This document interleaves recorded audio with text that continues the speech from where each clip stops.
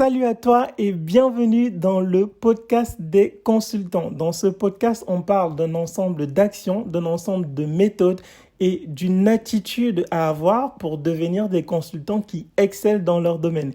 Alors, si tu ne me connais pas, moi, c'est Steve Fopossi, je suis consultant expert EasyVista et je me suis dit que pour ce premier épisode, ce serait pas mal qu'on parle d'une astuce que nous avons tendance à oublier et qui pourtant nous permettrait d'optimiser nos chances de réussir nos entretiens d'embauche, que ce soit pour du CDI ou encore pour du freelance. Et l'une des meilleures manières que j'ai pour parler de cette astuce-là, c'est de vous raconter l'histoire d'un entretien que j'ai eu à passer avec un client pour un poste qui était à pourvoir. Du coup, j'avais été contacté par un commercial et je passe l'entretien avec le client et franchement, de mon point de vue, tout se passe super bien. Donc, j'arrive à montrer au client que j'ai l'expertise, je parle des projets que j'ai eu à faire au client et à la fin de l'entretien, je me dis, franchement, là, je ne vois pas la raison pour laquelle je ne serais pas choisi pour ce poste. Je raccroche, j'en parle autour de moi, à mes proches, je leur dis franchement, là, j'ai passé un entretien, ça s'est super bien passé et je suis assez confiant. Quelques temps plus tard, j'échange avec le commercial qui là me fait comprendre qu'en fait, le tour n'est pas joué. Là, pour le client, les choses ne se sont pas forcément bien passées et j'avoue que je suis quand même très étonné. Et la raison que le commercial me donne, c'est la suivante. Il me dit, le client a peur que tu t'ennuies sur cette mission. Et là, je me dis, mais ce n'est pas possible.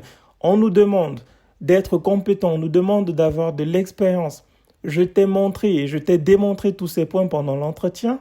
Et là, le retour que j'ai, c'est que le client, il a peur que je m'ennuie sur la mission. Et franchement, avec du recul aujourd'hui, je me dis, quand je repense à cet entretien, à aucun moment, je n'ai montré au client que lui et moi, on allait constituer une équipe. En fait, quand j'avais passé l'entretien, j'ai passé tout mon temps à parler des projets que j'avais eu à faire, des clients pour lesquels j'avais eu à travailler. Et je n'ai pas montré au client que je venais sur cette mission-là pour devenir son allié, que je venais sur cette mission-là pour qu'on collabore ensemble, main dans la main, pour pouvoir atteindre ses objectifs. J'avais vraiment donné l'impression et je m'étais comporté comme une personne qui viendrait faire le taf et ensuite qui pourrait se barrer sans vraiment faire équipe avec les personnes en place. Et du coup, depuis cet entretien, j'ai retenu une chose, c'est à chaque fois que vous échangez lors d'un entretien d'embauche, l'une des questions que vous pouvez vous poser, qu'on peut se poser, c'est comment est-ce que je peux devenir l'allié de la personne avec qui je vais échanger et comment est-ce que je vais pouvoir aider cette personne-là à atteindre ses objectifs. Avoir les compétences techniques, c'est une chose, mais montrer à la personne qu'on veut devenir son allié ou qu'on peut devenir son allié, c'est une autre chose.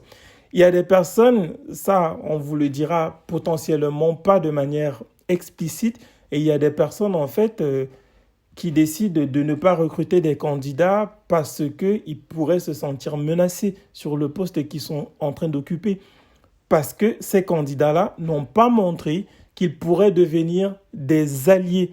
Et à chaque fois qu'une personne vous considère comme étant son potentiel allié, elle se projette mieux en fait dans sa manière de pouvoir collaborer avec vous. Donc s'il y a une chose que j'ai retenue et que j'utilise comme principe aujourd'hui, c'est ce principe-là. Et je vous invite en commentaire à me parler d'astuces que vous utilisez pour vos entretiens d'embauche, pour optimiser vos chances de réussite. Parlez-moi de vos anecdotes et on en parle de tout ça en commentaire. Et je vous dis à très bientôt pour un prochain épisode. Allez, ciao, ciao!